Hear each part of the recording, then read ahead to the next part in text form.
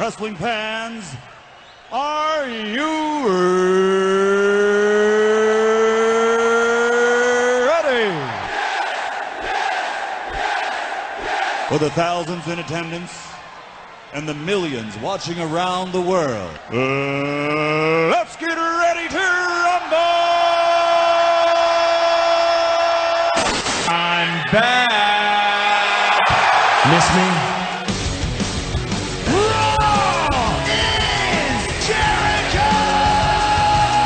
The spirit of Ultimate Warrior will run forever!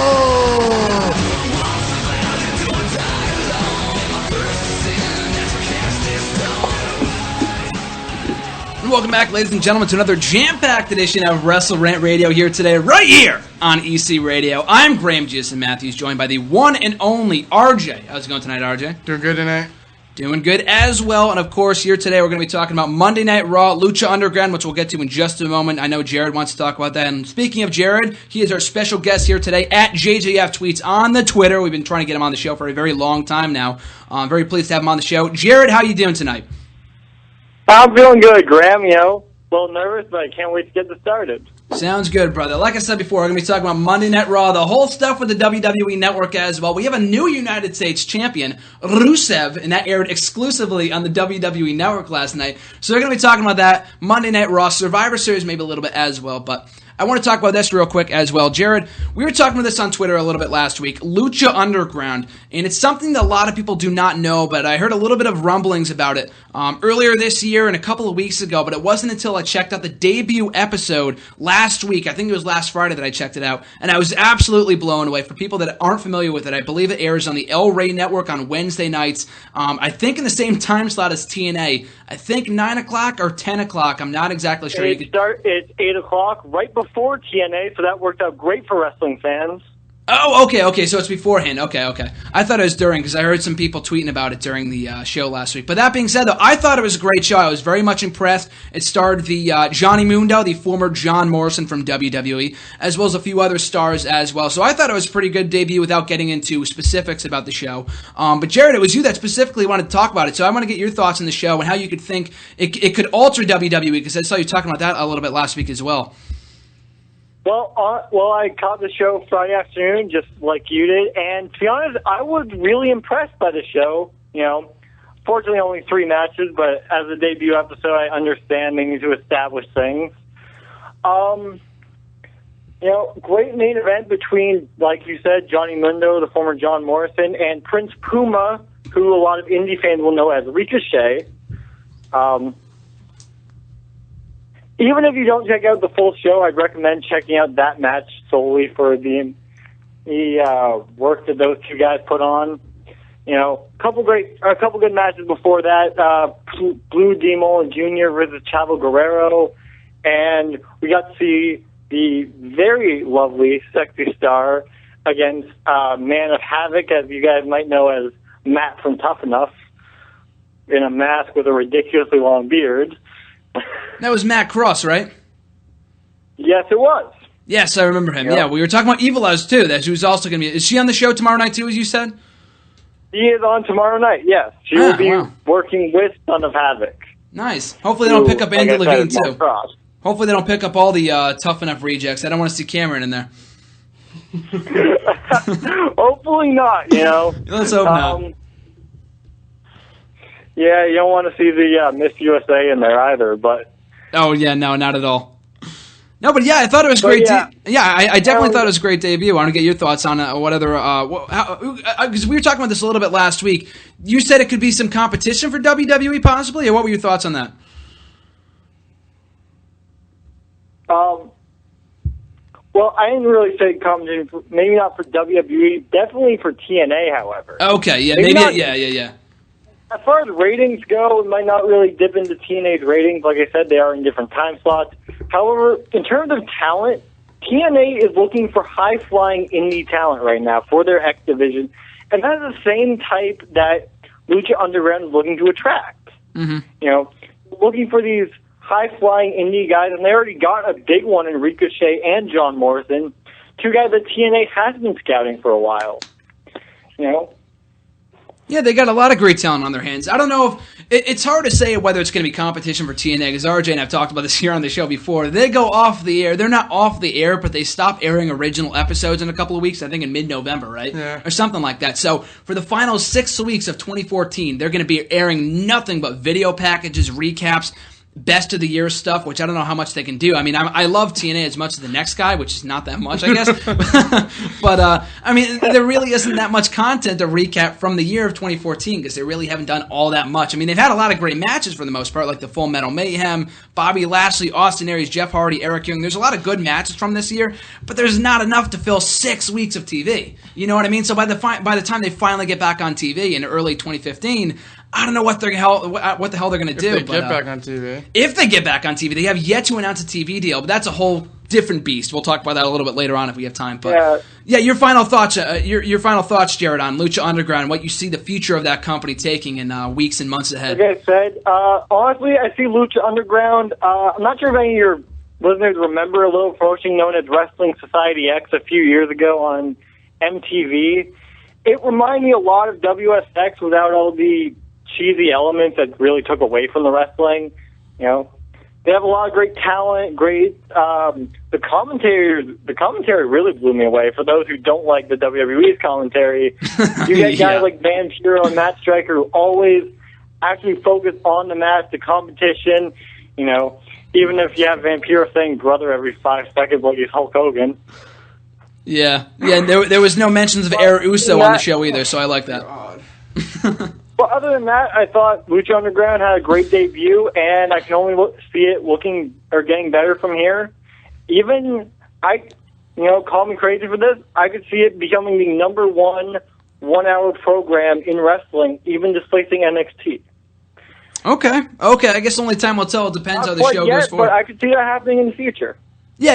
Maybe not in the foreseeable future, but maybe down the line as well. Only time will tell, seeing how the future of that company, what future it takes going forward. But yeah, I was overly impressed with the show, and like you said before, there's a lot of things about that show that I very much enjoy. The in-ring action, for one thing, the main event itself between Johnny Mundo and in the main event as well. I thought that was a great matchup, so I really much enjoyed that. Also, very smart move of Lucha Underground to put the full main event on YouTube to promote the show.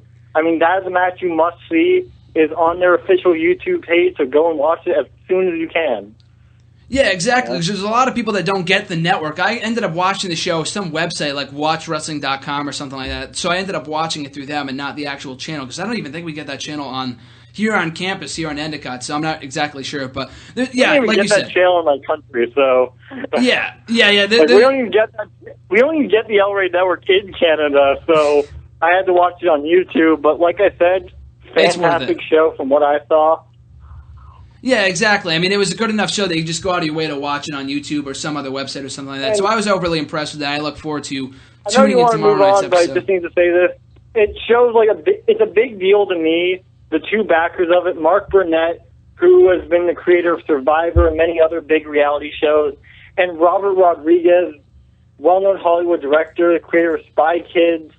You know, with those two heavyweights behind it, this show, the sky's the limit for it.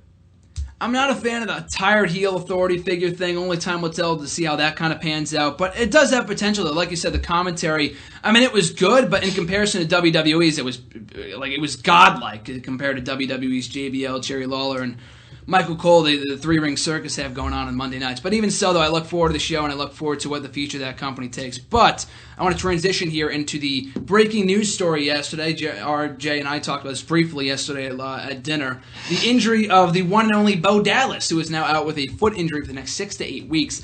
Not the most breaking news story in the world. It's not going to alter the world of wrestling, but RJ, being the Bo Lever that I'm sure you are, I want to get your thoughts on this injury to the former NXT champion. Literally, right when I saw it, I literally just kept scrolling Twitter. It literally was just like, okay, next. It's not that big of a deal. He wasn't doing anything anyway. He wasn't doing anything anyways, and once they made his undefeated streak not happen anymore, once he got beat, he had nothing left, and he lost to R-Truth. Can't really go any further down the totem pole than R-Truth, so I don't know. I feel like they really misused him. I don't think he should have been called up as soon as he was. Why call him up if you're not going to use him at all? So I guess maybe the 6 to 8 weeks can get him off TV and forget about him for a little bit, and then maybe come back ready and something to give him. I think it could be a blessing in disguise for Bo Dallas. Like you said before, I think they did a very good job of building him up via the undefeated streak early on in his run in WWE, or earlier this year, not including the NXT work, which I also thought was very, very good. The heel work in NXT was awesome. But like you said, I think there was a plan in place that was put in by Triple H himself so long ago, I think, if I'm remembering this correctly, that you don't call anyone up from the developmental territory if you don't have a plan for them. So why bring up guys like Big E? And I know they did something with him and with him and Dolph Ziggler, remember early last year? Adam Rose, another guy. Why even bother bringing these guys up if you're not going to do anything with him?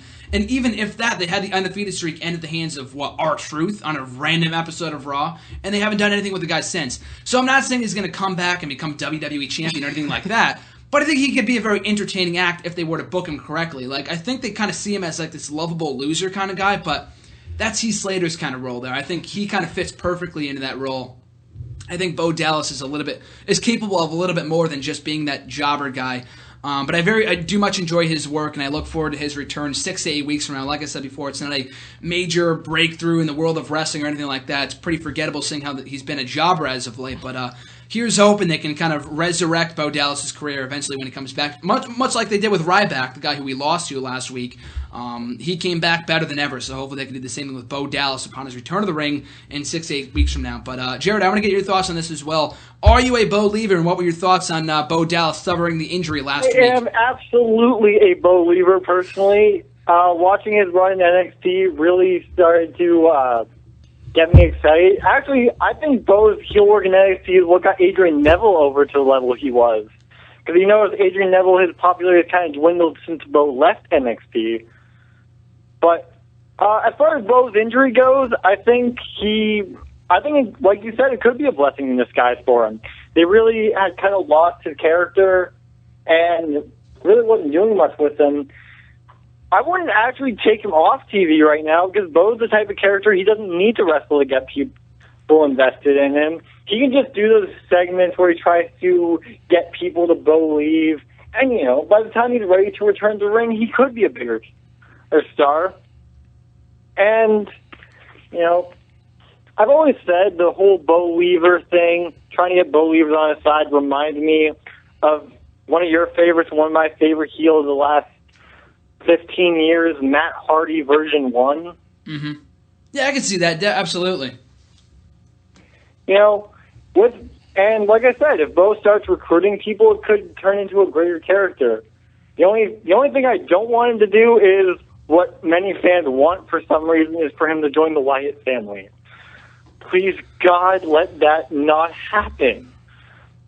I haven't heard that. I don't think I haven't heard that rumor. Where did you hear people talk about that? Whatsoever. I didn't hear anyone talk about the Wyatt family and Bo Dallas. Have you heard that rumor lately or anything like that?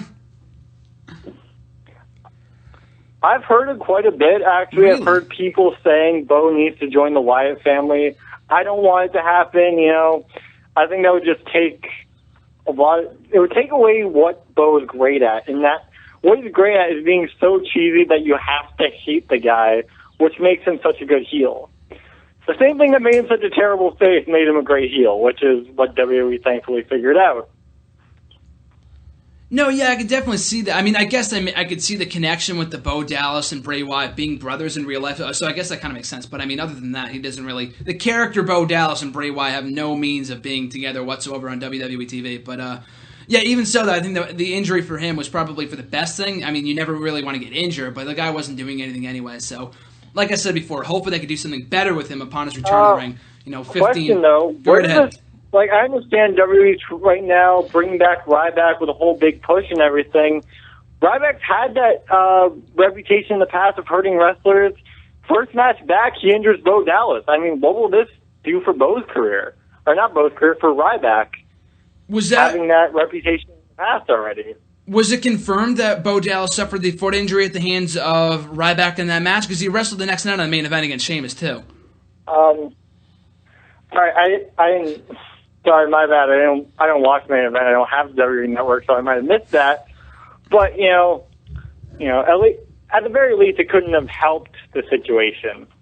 No, yeah, it depends. Yeah, I guess it depends when he was injured. I'm not exactly sure. I know he didn't work the weekend live events, So I don't know if he suffered in the match with Sheamus or the match with Ryback. I mean, I guess I wouldn't be surprised. If it was at the hands of Ryback, I don't expect it to have Ryback suffer any repercussions because it's not like Bo Dallas is like John Cena or Randy Orton or anything like that. I don't think it's going to really matter all that much. But, I mean, if he continues to injure wrestlers... At the same time, he does have that reputation of hurting people in the past. I mean, there have been people in the past that he's injured, including CM Punk, among others. No, that's what I'm saying. Yeah, it depends if it continues. Ryback, but definitely won't help if it's determined that he did injure Bo Dallas. No, that's what I'm saying. I mean, I guess if it continues and there's more reports of it, I guess we'll have to wait and see, and depends. It'll be like Mr. Kennedy. Yeah, Mr. Kennedy. Hit the bricks, buddy. Yeah, he got injured so many times they had to cut him, which sucks because I thought he had a lot of potential. But yeah, that being said, though, I guess if it was Ryback's fault, I mean, if it continues, then they will obviously do something about it. But I guess only time will tell. But that being said, though, you mentioned the WWE Network, and there's been a lot of news lately regarding the WWE Network. It is now hashtag free for the month of November. Where's my free? Yeah, that's exactly it, too. That's something I kind of feel like we need to rant about. Not really. We don't need to go on an in-depth rant here, but having been loyal subscribers since day one of the WWE Network, and I mean, I'm not going to planning here because we've actually had the network in other countries like the UK have yet to get it, and they were supposed to get it yesterday. They cut out on 20 minutes before they were supposed to go live. A lot of BS over in the UK right now. And it was a week before they go to the UK for a Raw taping, so that's really shitty timing on the WWE's part. Oh, absolutely. If they plug that network whatsoever next week when they're in Raw in England, that's going to be hilarious TV. I'm looking forward to all the fans chanting, "We want the network." Oh, I'm sure, but the thing is... If that doesn't promote the network, nothing will. I'm sure, but the thing is that because the show is taped, I guess if there was anything obscene like that, I mean, that's not really all that bad, then they'll just edit it out. I guess we'll have to wait and see. Like, if it's the Authority chanting it, then it doesn't really, or if it's during the Authority segment, they're heels anyway, so it doesn't matter. Why would they edit it out? They're fans chanting for something that a lot of people are saying is a failure and not getting enough subscribers. If these people are chanting and cheering for the network, wouldn't they want to hear that? Yeah, but wouldn't they want people to know, these are 20,000 people wanting our network? Yeah, but it looks bad for their part that they kind of like dropped the ball and then these people really want it. Then it just looks bad on a company standpoint. Yeah, I guess I could see that. I mean, it really all depends how it ends up going with the UK. I doubt they'll bring it up. That's like when they... they won't. They won't bring it up because I remember when they were supposed to be at the WrestleMania 28 when they were supposed to have it here in the United States, the first launch, and then once that once we hit WrestleMania, everyone's talking about it like, where's the network? And then it just never happened. They just didn't bring it up for another 2 years. Yeah, so. Exactly. They always do that. If there's anything bad, like they don't want to admit to, that's something that they did wrong, they're not going to say, we're sorry. They're just going to want you to forget about it. But we're not going to forget about it. But that's the thing, that we've been loyal subscribers since day one, and we're still paying freaking $9.99 a month, which isn't bad. I'm not complaining. I'm not complaining either, but where's my free month? Yeah, exactly. Where's our payoff here? You know what I mean? I think that is kind of shitty on their part. I understand, free to new subscribers. Other services like this, Hulu Plus has done this before, Netflix has done this before. But it would be a sign of goodwill for WWE's loyal subscribers to at some point to make this up to them. Like at some point say, hey, if you subscribe for a network for over a year consistently, we'll give you half off. Exactly. That would make sense, exactly. But we're waiting for something like that to happen. They might do that later on. It should be like a $25 gift card for the shop or something. It's going to be the 1-year anniversary of the network. Free WrestleMania tickets. I'm not sure exactly when. Forgive me for that, but I believe February will be the 1-year anniversary of the network. If you've been a subscriber since February, maybe they will do something like that. Like I said, only one can hope. I mean, we can hold out hope that they're going to do something like that. I mean, as of right now, the whole free. I'm just talking about temporarily. I mean, in the long scheme of things, it could pay off in the end. I mean, we're going to have to wait and see. But just in the temporary, there's a lot of angry customers like RJ and myself that believe that we're entitled to something. It's more the fact that it shouldn't be. They shouldn't have given it for free. They should be giving out the $9.99, but not the 6-month commitment. I didn't get any free anything. Yeah, exactly. I got a free week because the thing didn't even work. But I don't know. I just think it's they're not gonna they'll make money on the current subscribers, but they have ads now, which they're making money off that. So I don't know. I don't have a problem with the ads. I don't really care about the ads either. I understand they're a little sneaky with this, as they don't. People realize that the 6-month commitment ends in December. They're doing this during November, so people will sign up for the free month and then be locked in for the next 5. So you can understand that. Yeah, from a business standpoint, it makes sense. Before they end that commitment thing. Yeah, but anyone that's already been through the 6-month commitment can just cancel their subscription. Yeah, at this point they can. That's like me and Graham can go right now and cancel our subscription and we'll be done. For the next 5 months anyway, because they registered before they abolished the commitment. I guess there's no more network. I guess there's no more 6-month commitment because I guess now you can sign up for only $9.99 a month. Like you could sign up for 1 month. But why they install that? Because they talked about that during the conference call last week. So why install something like that where you can pay only $9.99 a month and then cancel before the month ends and then do the whole free thing? Because they're gonna get you. They're gonna get you when you sign up. They're not gonna let if you cancel it the next month. They're gonna run it again. They're gonna get you like any other company would. Yeah. Like if you cancel your Netflix account. You get the whole month, but you're still paying for it. Yeah. So they get you in some way, but I don't know. I think I deserve something. Vince McMahon, listen to me. I agree as well. But didn't they do the free trial back in February initially as well? They did a week one. I mean, this really isn't that different. I mean, they're just rewarding new subscribers the same way they reward the initial subscribers then. Yeah, but that was because literally the network wouldn't work. That was half the issue. That's why people were complaining because people were paying money. Yeah. And they literally wasn't working. A lot of the people first 3 days I had it, I don't think I could see anything. Yeah. What'd you say, Jared? Yeah. Oh, just that, shit, what was I saying? Well, on the topic of saying that, they did it then to cover up the fact that the network wasn't working. They were doing the whole free trial. And now they knew the network was going to be delayed. They knew the negotiations weren't where they wanted them to be in the UK, and that's why they offered the whole free thing to try and cover it up and save face in a way. Yeah, it's typical WWE. I'm not really surprised all the shenanigans they're trying to pull. I don't know. What was that? As far as the UK thing, it's not entirely the WWE's fault. They have to get around the negotiation with Sky Sports, and I can't imagine they'd be easy to deal with. No, yeah. I mean, WWE, I think, recently denied that it was because of Sky Sports that this all happened to begin with, but WWE saying... Or no, it was Sky Sports, I'm sorry, that denied that it was because of them that the whole thing, everything happened the way it did. That's what Sky Sports needs to say, though. I mean, they don't want to lose subscribers either.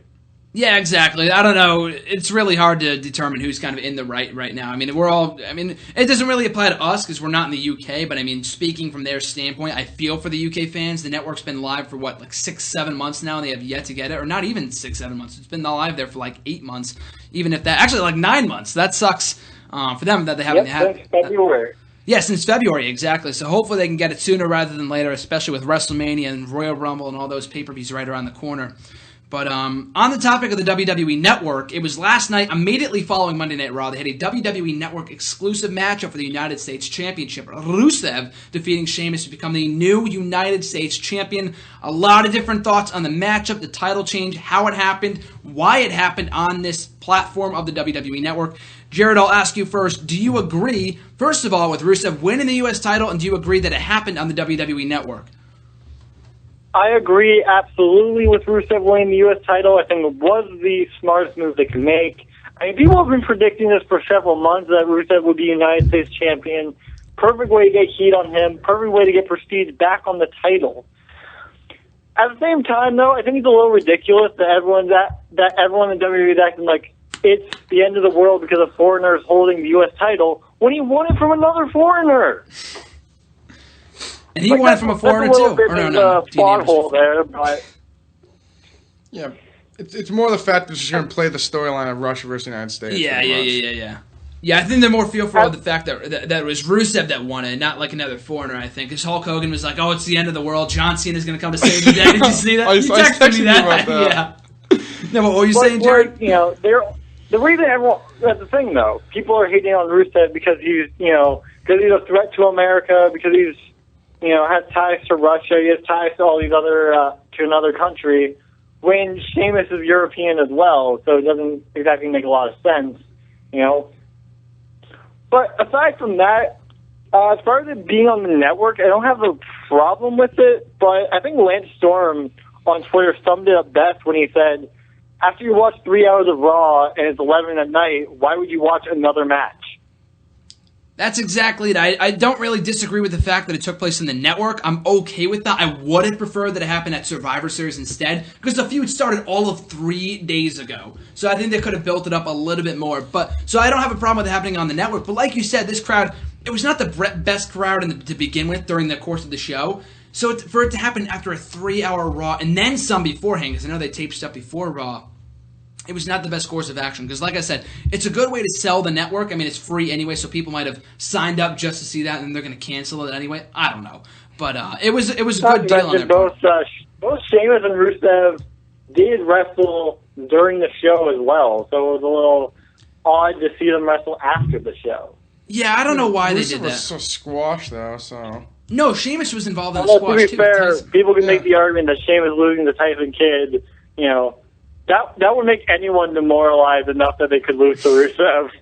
That's a good point, but... Tyson Kidd hasn't won a match on Raw since, 2009? Yeah. No, I thought it was cool that Tyson Kidd got the victory, but I thought it was very odd that they were both on the show. I guess what their excuse was, from what I read today, was that they already finalized the script for Raw, and that Sheamus and Rusev were already in matches on Raw, so they couldn't change it. So they wanted to do the title change, though, on the network, so they did it afterwards, or something like that. I can't remember exactly, but yeah, like I said, I don't really have a problem with it being on the network, but the fact they had him wrestle earlier on in the night, and then Rollins was in 2 different matches, like, they had to fill so much time with John Cena being away. I don't know why that's... fair, why even do it right after Raw? You have other shows that are network exclusive. Why not put it on Main Event or Superstars? That's what I was thinking. Maybe not Superstars. I don't think anyone would care. That's why. Nowadays. I don't think anyone... If you advertise it as a network-only program, you have other network-only programs that you could have put it on. That's what I was thinking, too, but like RJ just said, a lot of people... I mean, Superstars, obviously not, but Main Event I can kind of see, because they've been trying to push that a little bit more, but people don't care enough to tune in the Main Event. They haven't even... I don't know. It's really hard to say, because maybe if they promoted that match for Main Event, people wouldn't have an incentive to tune in. So maybe that would have made a little bit more sense. But to hold it after Raw made no sense, though, because the crowd didn't care and they were kind of flat for the title change. You know what I mean? And I don't really have a problem with with Rusev being United States champion. But I don't know, just the whole timing of it all. I just didn't agree with all that much. But RJ, I want to get your thoughts on it. Do you think that Rusev holding the United States championship at this point in time was the right move? And do you agree with the fact that it was on the WWE Network? I agree that he won the title, and I could care less if it was on the network. I feel like I don't really have a problem with them both wrestling because they both kind of squash match. So it was nothing too major. I think it's fine. It's on the network. Like I said, it's something to plug the network. They can continue to do this. I don't think they should do it after Raw every time because it's kind of a long time. Obviously, like Raw is not. It is 3 hours in a way, but it's not all 3 hours of wrestling, obviously, because so many damn commercials. I didn't mind it. I thought it was good for him. I don't really care they didn't have a Survivor Series because they can just have a rematch at Survivor Series. And then, I don't mind it all, but it's like they can just do that they can just keep doing that for the network if they, after this free month, they can just have like title matches on the network exclusively, so then it makes like meaning something. I think if it wanted to make it some more like value, they'd put like a WWE title match only on the network, but I don't know how much they'd trust that in doing, but I don't know. I think it's a good idea, obviously marketing-wise and as a company, but I didn't have any problem with either of them.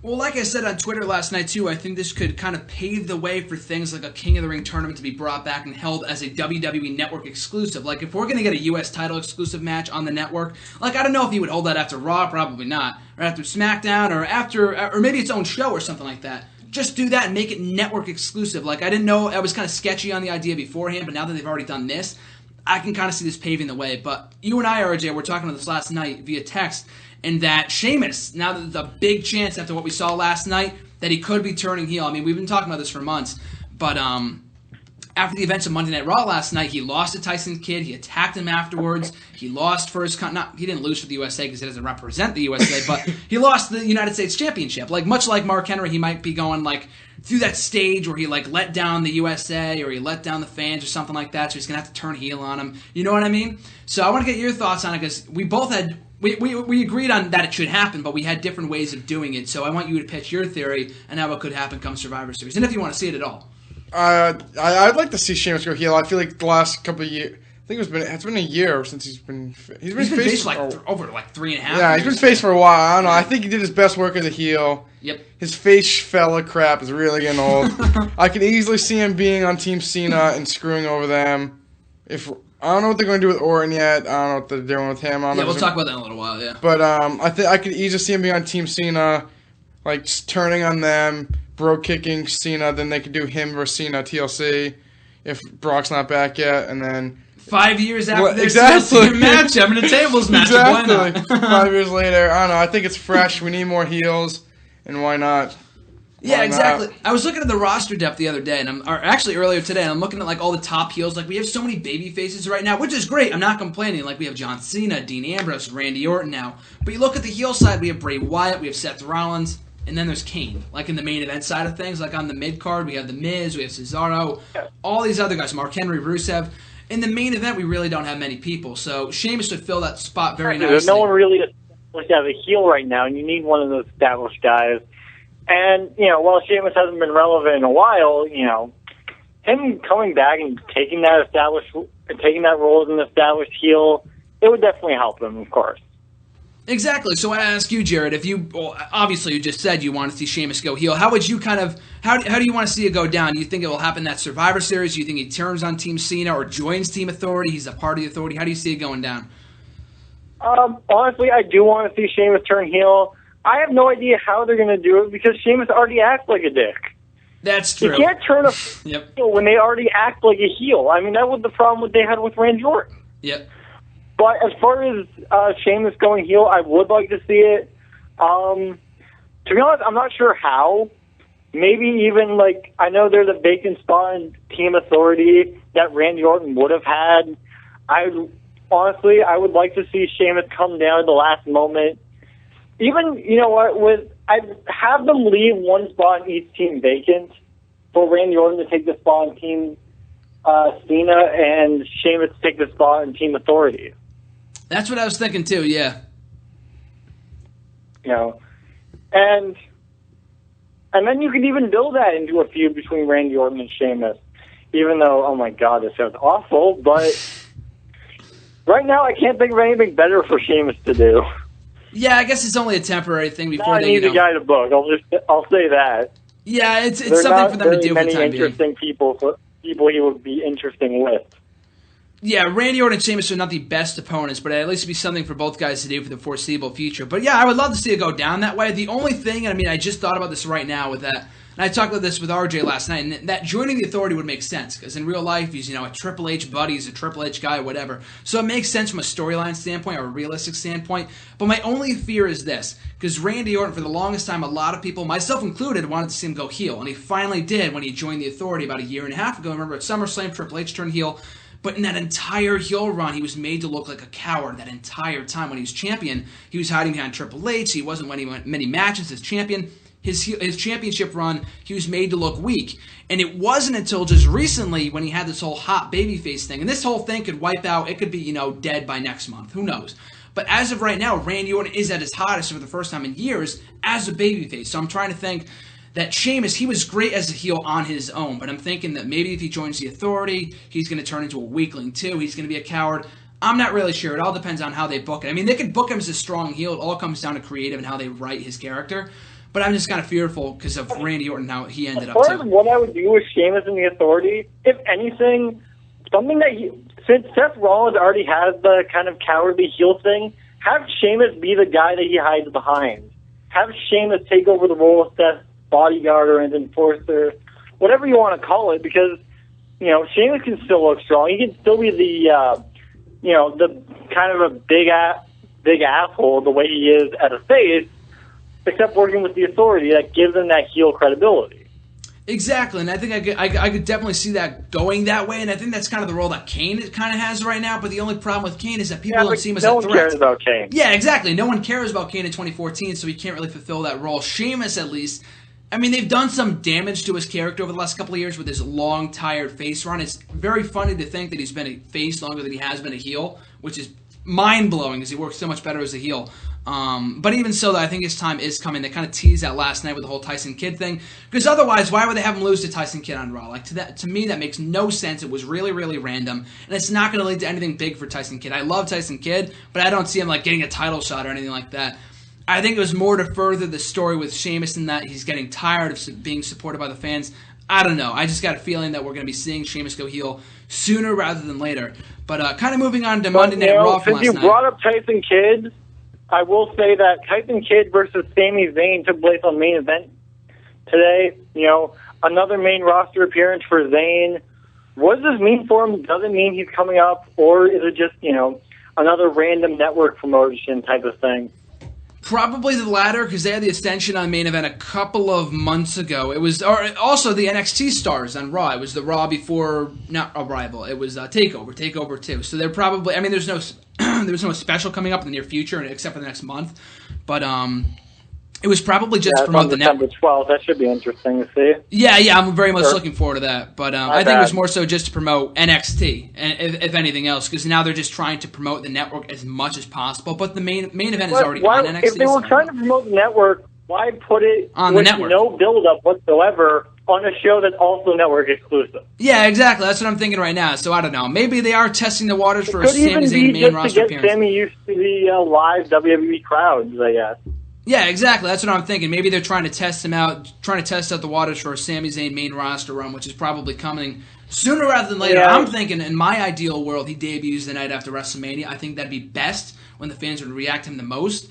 I just think he'd get lost in the shuffle, and if he was to come up in the very near future, because I'm getting a big, strong feeling, I think we all are, that he's going to be winning the NXT Championship at the next special. I think that goes without saying that he wins that title. Well, because it is, after all, a career versus title match. It's kind of safe assumption, unless they're going to bring him back under a mask. I know certain Ring of Honor fans would love to see Sami Zayn under a mask again, but probably not going to happen. Probably not. Yeah, I don't see him going back to El Generico, but yeah, that's interesting though. I didn't know that, but that would be. Don't get me wrong. I would love to see El Generico back, but it's not going to happen. No, Sami Zayn's already over as himself, so there's really no point at this point in time. But yeah, even so, though, I think it was more of the fact they're trying to promote the network. Why they would do it on a show that's already on the network, I don't know, but it's still, I still look forward to it regardless. But moving over to Monday Night Raw, kicking off the show, there's no chance in hell the return of Vince McMahon himself, the man that you name dropped before. I was going crazy when this guy came out, because we haven't seen Mr. McMahon on Raw in at least a year and a half, so it was very cool to see him on Monday Night Raw for the first time in a very long time. But he was out actually to do something of importance. He wasn't out to make a random appearance or to promote the network, which he did. But he did promote the fact that at Survivor Series, it will be Team Authority versus Team Cena. But if Team Authority loses, the Authority is no longer in charge of the WWE. So RJ, I ask you this. Who do you see coming out on top at Survivor Series? We're going to talk about this as Survivor Series comes closer. And also, what do you think of the surprise appearance by Mr. McMahon last night at the start of Monday Night Raw? Who's winning the match? I don't know. Are you more compelled by the match? I'm more compelled by the match now. Yeah.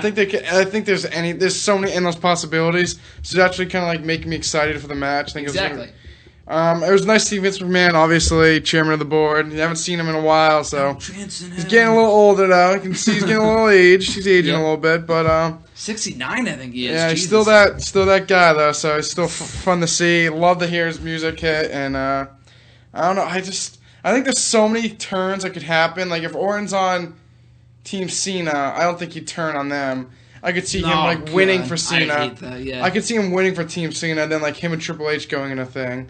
Or you could have Sheamus turn on Team Cena, Orton trade on Team Authority. There's so many things right now that there's still a couple weeks left before the pay-per-view, so I think anything can happen. I think it's more intriguing now that they made the stip, so it is what it is, and hopefully I'll be amazed. I don't feel like the Authority's time has come to be broken up. I want to see them split up, but I just don't feel like they're going to be breaking them up. You know what I mean? We talked about this a few weeks ago when we had John on the show, that it is time to move past the Authority. It's time to move on to something new. It's run its course. Yeah, exactly. It's run its course. It's been on WWE TV for about a year and a half now, and the whole heel Authority figure got tiresome months ago. So I think it's time to kind of move past that into something new, and I'm definitely more compelled by the matchup than I was before. And the fact that we have a 5-on-5 traditional elimination tag team matchup in the main event Survivor Series for the first time in God knows when. Do you remember the last time? 05 maybe? 05, because Orton won and Undertaker came back. Was that the main event? Yeah. So it probably was... Yeah, I don't know about 06. What happened in 06? No, Batista won the world title in 06. So yeah, I think it was 05. So for the first time in close to 10 years, we have an elimination tag team matchup in the main event of Survivor Series. So I'm excited for that. But Jared, your thoughts on the return of the chairman of the board, Mr. McMahon, to WWE? And also, are you more compelled by the Team Cena Team Authority matchup now that the stipulation has been announced? Honestly, I'm a little bit compelled by the stipulation. Although, to be fair, I think, before I thought it was a toss-up because, the Authority, this big dominant stable. Cena in general, rarely loses. The whole Cena wins LOL thing that people like to harp on. But with this whole Authority, if the Authority loses, they're disbanded. The only problem with that is if they're disbanded, who runs the company? Like, there's no one in that role that can take it over the management. So I think the Authority is still going to win the match, whether it's heel turn from Sheamus, whether Randy Orton shocks everyone and turns back. I don't know, but that's still my prediction. As far as Vince McMahon returning, I think it's great. We haven't seen Vince in a while, like you said. I mean, you called it about a week before the actual Raw that you wanted to see Vince return, and there he was. I was shocked, dude. I was marking out like crazy. You got it. But, do you think it's a regular role for Vince going forward, or do you think it was a one-off thing? I don't think it was a regular role. I think it's just to add to the surprise returns over the past few weeks. The returns of, Ryback, The Rock. Mick Foley, yeah. I think they just want to bring back that anything can happen aspect. Mm-hmm. And I have no idea who's going to be next, but I'm looking forward to seeing the next Raw to see who's next to show up. I'm looking forward to it. I was thinking the same exact thing. We've had so many returns in the last couple of weeks on Monday Night Raw, and it's at a time when they need it the most, because I know we see some returns, at Royal Rumble, on the road to WrestleMania with all the part-timers. Right now they need it the most because the product is so stale at the moment. It's kind of improved over the last couple of weeks, I'll give it that. But although, of course, the one return that everyone wants to see is the WWE Championship and the champion Brock Lesnar, but exactly. That's a completely different can of worms to be opened later on.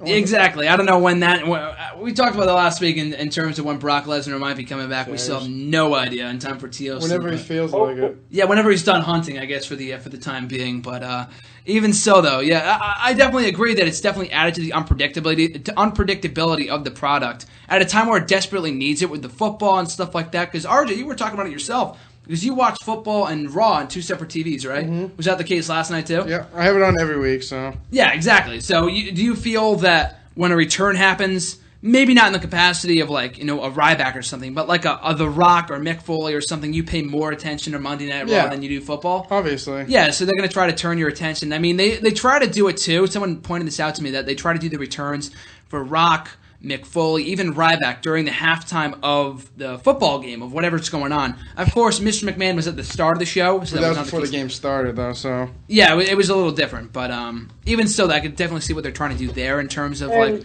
other thing is, if you notice, you can tell who WWE is high on with these returns, because you can tell, because if someone's in the segment with the returning legend, you can tell that they're high on them. And Dean Ambrose has interacted with in the last few weeks with both Mick Foley and Mr. McMahon. So WWE definitely has a close eye on Dean, and hopefully something big is going to happen for him later on.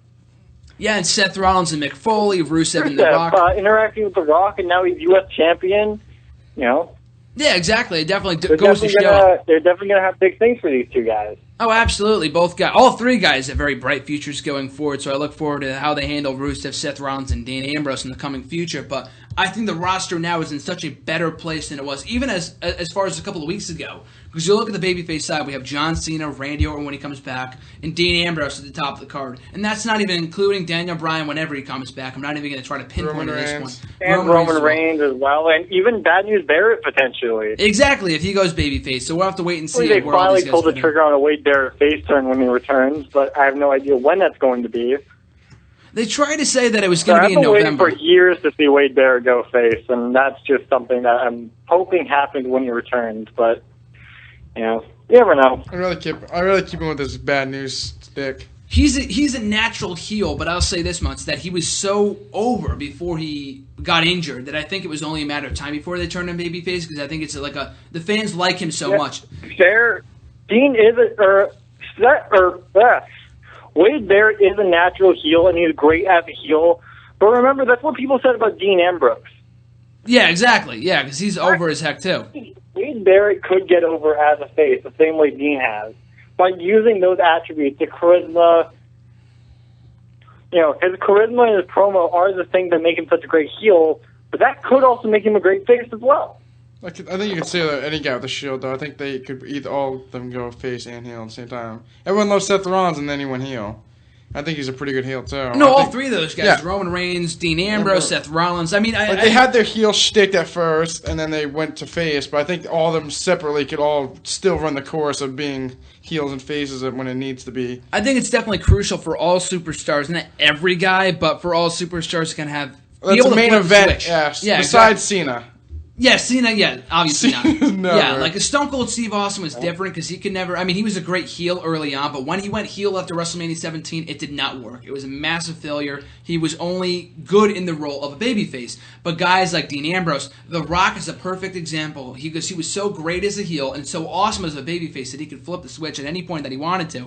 Seth Rollins is another the same example exact way. For that is Mick Foley, another guy who people don't give him a lot of credit as a heel because he's so great as a face. But his best promos came as a heel. Shawn Michaels as well. Easily. Exactly. Triple H, maybe. I mean, he's an okay babyface. Way better heel. Oh, my God. Don't even get me started. No, he's not a terrible babyface. The reason Triple H was a great babyface if he didn't talk as much as he did as a heel, though. Yeah, he didn't talk for 20 minutes. One of the best heels. I love Triple H heel. He talked for 20 minutes instead of 40. Yeah, exactly. But, I think Seth Rollins, Dean Ambrose, kind of Roman Reigns. People aren't really buying into Roman Reigns right now as a babyface, but same thing with him with the whole injury thing. Maybe that's going to do him justice. No pun intended. But maybe people will be more into him upon his return. I don't really know. Speaking of Triple H, when he did the whole beginning. Before Reigns got hurt, he was selling the second most merchandise in the company. So I would say people are buying into him as face. Just this demographic that we represent doesn't really buy into him. Yeah, I can see that. That's understandable because he's not as great in the ring as he should be at this point. Yeah, I mean, that could all change upon his return from injury, whenever that may be on the road to WrestleMania. But what were you saying about Triple H, RJ? I was saying, the Triple H, as a heel, obviously he was way better, because when he did, the whole face stick that he was, the COO and, people walking out on him. I hated that. That was so cheesy and, just so bad. It just wasn't Triple H. Once he cut his hair, the whole old heel Triple H just went away. Well, that's the thing, too. That's the same with Jericho. I feel like Jericho never was the same after he cut his hair. When Triple H went babyface, when he was a babyface COO, he was the one that I thought was going to go heel. The whole authority thing that we have right now, I thought we were going to see that a couple years ago when that whole thing first started. But he was always the babyface COO, and it never really made sense to me because he was pinpointing himself as, the top face of the company. During the walkout, he was painting himself as the best guy in the company when he wasn't even an active wrestler. That made no sense to me. I think he's so much better as a heel, but I think he might be best in the role of this proud papa kind of role, he does in NXT. He comes down there, he's proud of the guys. He's not he's not the over the top babyface that we've seen from him in a couple of years with the feuds with the Undertaker and everyone else, CM Punk.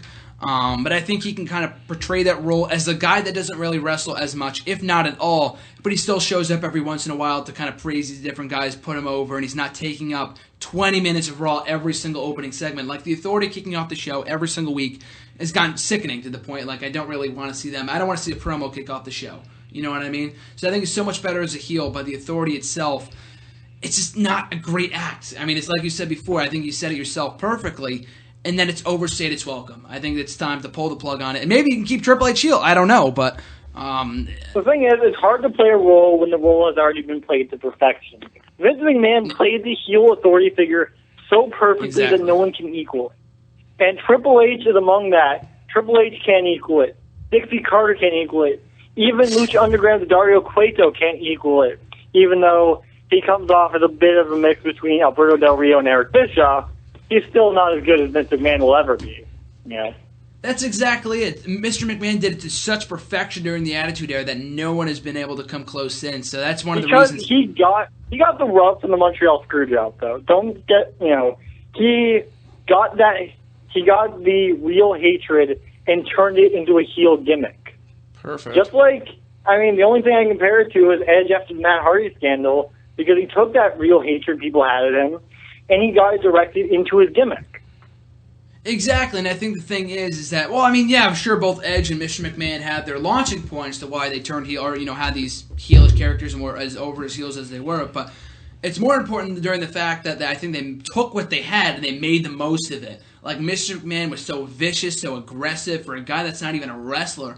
Edge, the same exact thing for a guy, I mean, obviously a wrestler, but his mic skills, the match, were great anyway, but the guy, what he did, Jericho was the same exact way a couple of years ago. When he was heel over that whole 08 thing, he made sure that no one liked him whatsoever. Like, that's a true heel right there. Those are three guys who put everything they had into the characters they played. Exactly. And I think that's something that WWE is lacking nowadays, is guys who put everything into the characters they play. The only guy I see right now who has that attribute is Damien Sandow, of all people. Even when he's trying to imitate The Miz, it's pretty bad when he imitates The Miz better than Miz can play himself.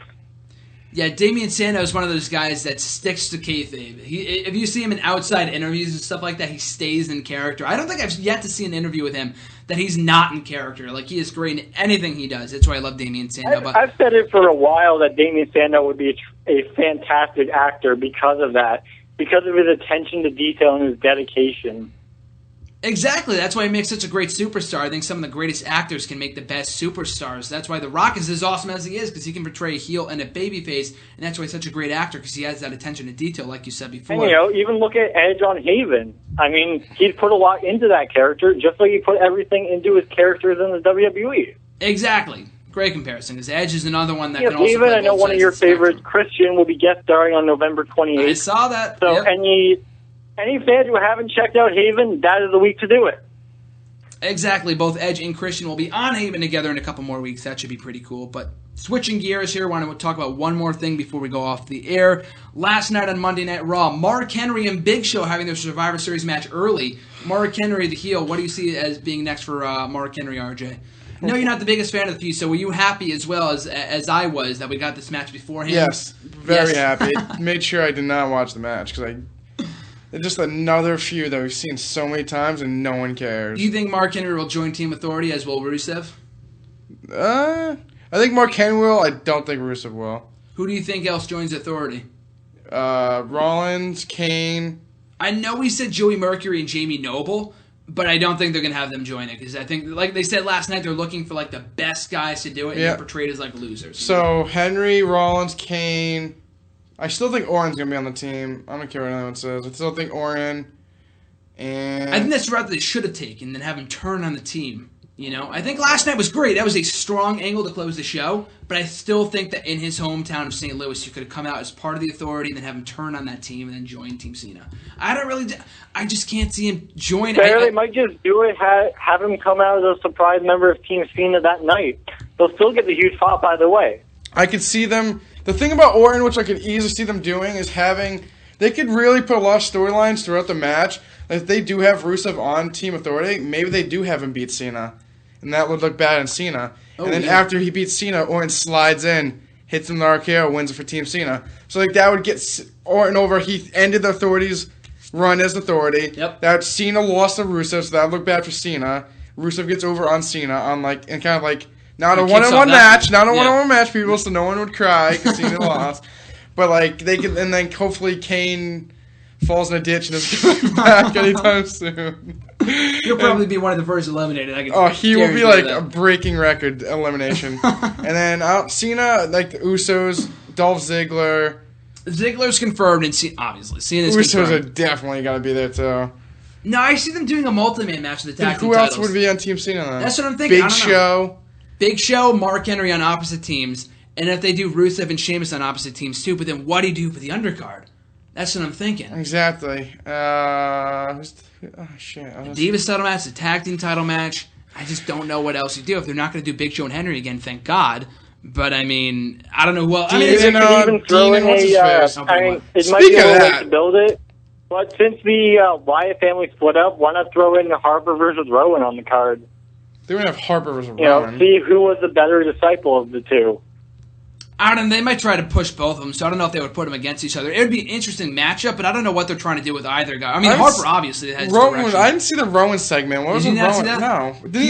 It was in the interview segment with Renee Young, and he called her pretty or something like that. It was like Festus 2.0. It was really, really weird. Did he have like the same shit on? Yeah, and the lamb mask too. He was watching See No Evil with Kane last week on SmackDown. Like, he's just involved in these really weird backstage segments. So he is back apparently, but he's not with the Wyatt family. He's on his own. He's back, but he's not all there. Yeah. To be fair, within the Wyatt family, I don't think he was ever all there. So what were you saying about Dean Ambrose and Bray Wyatt? I just don't know what they're doing with that shit. I was so pissed last night because they had the match with Ambrose and Cesaro. Yeah. Hit the vignette and then they went to commercial. I'm like, what the hell's happening? Like I see, I'm like, all right, sweet. Like grab my bowl of popcorn, sit down. Like all right, Wyatt's coming out, and then it's like Dave and Buster's commercial. I'm like, what is going on right here? Like then they come back and he's rocking on the chair, and I'm like. And that was it, too. They had Ambrose beat Cesaro. And I'm like, all right, Ambrose will go after him. Then they cut another vignette, and then he's gone. I'm like, you got to make it, like, some physicality here. Like, I don't want to see Bray Wyatt cut promos and vignettes and no altercation. Like, this is to be these two psycho lunatics. There's no reason why disturbed beings. They always use the stupidest sayings. Is that what they say now? Is that a new buzzword? Like, disturb Dean Ambrose. Like, they just need to get some content, because if they just keep, like, doing, like, these little run-ins and nothing happens and no one's going to buy into their feud, and it sucks because both guys do need wins, and it would just, it wouldn't do anything for Wyatt if he lost, and if he lost, it would be worse for him, and then if Ambrose lost, I think Ambrose could still keep losing and no one would care. If Wyatt kept losing, people would be like, all right, this guy sucks, he hasn't won in so long. Yeah, because Ambrose is such a strong character. I mean, everyone even said he came out stronger in the feud with Seth when he lost pretty much every match. I think both guys have strong characters. It's just Wyatt's is more It's complex. just a lose-lose situation. It's a more complex. It's like more of an Undertaker. Yeah. It's more of like the gimmick more than his. Like I think his character's over. Losses. Yeah, exactly. He just has no credibility. Yeah. He needs a strap. It's like Dean's character doesn't even care if he wins. He just wants to fight. And that's what a lot of people care about. They don't care if Dean loses or wins. They just want him to kick his opponent's ass. Give him that icy strap. Give him the IC strap. Bray needs the IC strap. Who's the IC champion right now? Ziggler. Bray Wyatt is a feud I could see down the road. He needs it. I thought that's what they were going credibility. for. The thing that's I like. I got a moment to ask you guys about something though. What do you guys think of the vignette for Xavier Woods on Raw last night? That was weird as all hell. It was. I saw the Luke Harper one with the eyes. Yeah. That thing was. I was like, this is so weird. Yeah, that was. I did not see the Xavier Woods. Or I could care less. I hate Xavier Woods. It was like James Brown-like. It was very, very weird. It was like a stereotypical African American gimmick. Like I don't know why they were trying to do it. I think he was like a reverend. They said. Yeah. It's like Reverend Diva. Trying to redo Reverend Slick or something like that. But I'm just glad that a guy like Xavier Woods, who's been wasted since coming to the main roster, is getting something. And I can only hope that will come for Adam Rose soon enough. Another guy who they brought up with no plan, and they kind of got lost along the way for some reason. It's more the fact his gimmick has no direction than his. It's so limited. You can't do much with his gimmick because he's just a party guy. Like it's been done so many times. The gimmick itself, I don't think was the problem. It just needed a feud to get off the ground and get over. Yeah, and he never had a feud. That's what WWE's mistake is with a lot of these guys. They call them up and they have nothing for them. Exactly. It's more the fact that's what they did with Emma. That's what they did with Royce, and now that's how Adam Rose has been suffering. I think it's more the fact that once they get something, if they got an actual feud for him, he might be in a better position. I just don't think you can only do getting a feud with some guy because the bunny hits him. Like they did that with Jack Swagger, during his matches, they'd come out the rosebuds would come out, but you can only do that so many times, and I think the gimmick just very limited, just like a Fandango. He's not even on TV anymore. It's a very limited gimmick. You can't really start anything. The guy's a dancer. There's only so many things you can pretty much make up for a gimmick standpoint or storyline standpoint. He has no credibility. Fandango, they gave a chance to, really. He had a chance. Rose never really got that chance. Never really got any of a feud going. It's more the fact that Fandango was really over at the time. I don't think Adam Rose has been over since he hasn't been over at all. Fandango, at least at WrestleMania, was over. The night after, he was over. I just think that, if you gave Fandango got over because of his music and because he had Chris Jericho to work with. Something. To be fair, that's the only thing he really had going for him. I just think that... And how he's fallen since then kind of showed that they had nothing going for him other than his music.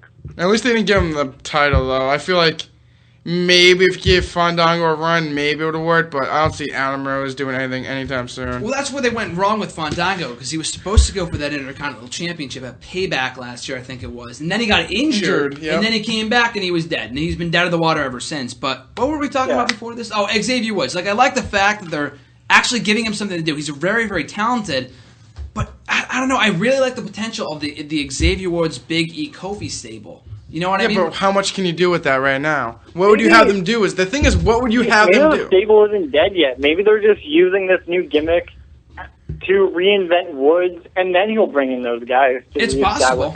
I just I get like people want to say like they want them to kind of be like the new Nation Domination against the Authority, but when they tried to bring that stable around initially, there was the Authority, there was the Wyatt family. There were a lot of stables already, and now that the Wyatt family has broken up, the Authority might be breaking up the Survivor Series. Maybe now is the time to bring in that stable. I think it's more the fact that what do you do with them? I get like people want to say they go against the Authority, but they're not going to go right to the main event. They're not going to win titles anytime soon. How much credibility do you have if Xavier Woods wins a title? He's been a loser like these other guys the last couple of months, years. They had their high points. Kofi Kingston went from high to low. Like he got over Money in the Bank this year. And then he kind of dropped off. Like I thought he was going to win Money in the Bank. They kind of like teased it a little bit. He did. The friends were crazy. I was there. It was crazy. I thought he was going to win it. Area, I thought he was going to win it. Then obviously that didn't happen. But after Money in the Bank, I don't think he's been really. He was dead in the water before that. But still, it's something. I was like, shit. Like he actually might win. Like I never thought that. Yeah. Big E had his Intercontinental run, hit the toilet since. Xavier Woods never really had a chance to get off the ground. So all guys have been perceived as losers. So if they were to be brought up right now, Kofi has had a decent career. Like in the meantime. Recently, yes. Yeah, recently. In the long team, I think, Kofi's been pretty successful as the mid-card guy that he should be. Like, he's not main event guy, so he's more of a mid-card. He's won the IC title in the United States Championship and Tag Team Championship a couple times. Yeah, so a number of times. He has his credibility, so if anything, like, bring him back. But I just don't see them flourishing right now in the WWE landscape. I don't know what they do with Xavier Woods. Like Jared just said, I'm glad he's being given a chance to shine, but with this gimmick, I just don't see what they could do with it. Like with Luke Harper, like the whole gimmick, if he keeps what he does before, like he was doing before, but he's not perceived as like Bray Wyatt's sidekick without Bray Wyatt. If he goes off on his own, I think he has a lot of potential. Like right now, and they need strong heels. That's what they need right now. They don't need any more comedy gimmicks with those freaking Matadors and everything else on the roster. It's also like he came in as a comedy character with the R-Truth dancing, doing the old Brodus Clay shtick. Adam Rose? No, Xavier Woods. He had the same music. You get paired with R-Truth, you're immediately dead. Or just like Brodus Clay or that gimmick that is like the dancing gimmick has never worked. It's really. So limited. Too Cool was the only one to get it done, and that was a tag team. They got to give it to people that aren't going to go past a certain level. Like I don't think Brodus Clay could have been a world champion, but I think he was better than that dancing gimmick. I think he could have gotten over as a heel. Xavier Woods, you go back and watch his work in TNA. Brodus being given a shot to be the enforcer type that he was supposed to be. Granted, it's in TNA with Ethan Carter III, but still, at least he's getting something. Yeah, exactly. I think a lot of these guys that are given all these dumb gimmicks don't deserve it. Like a Johnny Curtis, I think, is more deserving of something like that because he's a great wrestler. Like, I don't know why they don't give these dumb gimmicks to the people who suck. You know what I mean? Like the thing is, I feel like all the talent has talent, so it's not like you can give it to someone that does. It's not like anyone in the main roster that just sucks. Well, there is the Great Khali, and they did give him the dancing gimmick. They did give him the dancing gimmick, so yeah. Like, and Hornswoggle. Yeah, and Hornswoggle. I'm trying to think of people who suck that they can give a gimmick like this to. You know what Slater, I mean? he kind of has that already. Yeah, like a level. Yeah, like he fits his role perfectly. Give gimmicks to suck that suck to talented performers, because really that's the only way they're gonna. People aren't going to revolt against them. I mean, that's why 3MB State had a loyal fan base for a little while. Because they had two guys like Keith Slater and Drew McIntyre to sell the gimmick. You know, a lot of people still don't like Jinder Mahal. I don't know why, but, you know. I think it pretty much comes down to how much. I think every guy there, they're professional wrestlers. Obviously, they're good at their trade besides the Great Khali and Kane. But I think. Obviously, sometimes you're going to get a bad deal. Triple H got a bad deal when he started wrestling. He didn't have the best gimmick. Pretty much like you were saying earlier, Damon Sandow is taking the worst gimmick one of the worst gimmicks that he could probably be given, and he's making it gold. He's doing better than The Miz is doing it in his own gimmick. Everyone's way over on Sandow, and no one really cares about The Miz, really. Everyone wants to see Sandow in the ring, but we keep giving The Miz. I just think that that's leading somewhere at least. Exactly. I think Sandow was over as his gimmick before, but they really never gave him anything. They kind of screwed him over with the whole Money in the Bank thing. I think he could have had a World Heavyweight title run.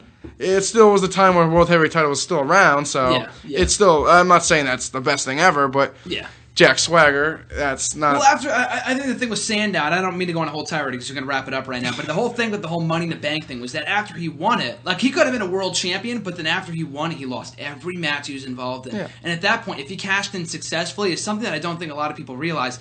Say he beat John Cena that night for the World Heavyweight Championship. He would have had one of the worst world title reigns in recent history, much like Jack Swagger. Because you remember when Jack Swagger won the World Heavyweight title / the Money in the Bank? Before he won that, he was a loser. So people didn't see him as anyone of a threat as champion. They didn't see him as a threat to win the Money in the Bank. Yeah, exactly Daniel Bryan was just as much of a loser when he won Money in the Bank, losing match after match after match. His reign was actually interesting just because he managed to get to establish it as a better gimmick. I think that speaks to his talent.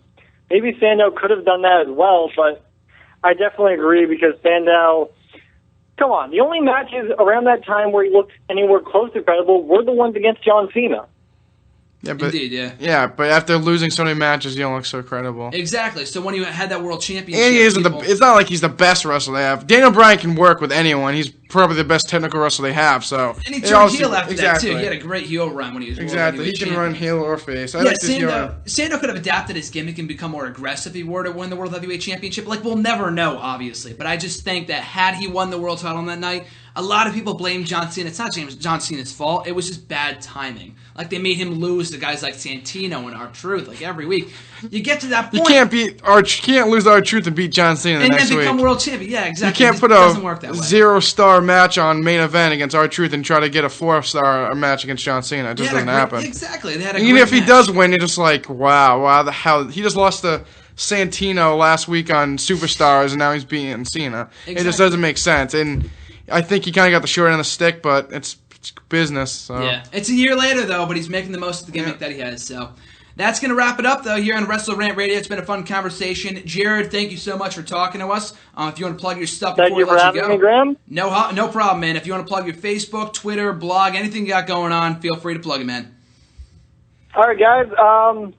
Like I said, that will do it for me. And be sure to follow me on Twitter at JJFTweets. You can add me, Jared Jackson-Ferrans, on Facebook. And, that's just going to do it for us tonight.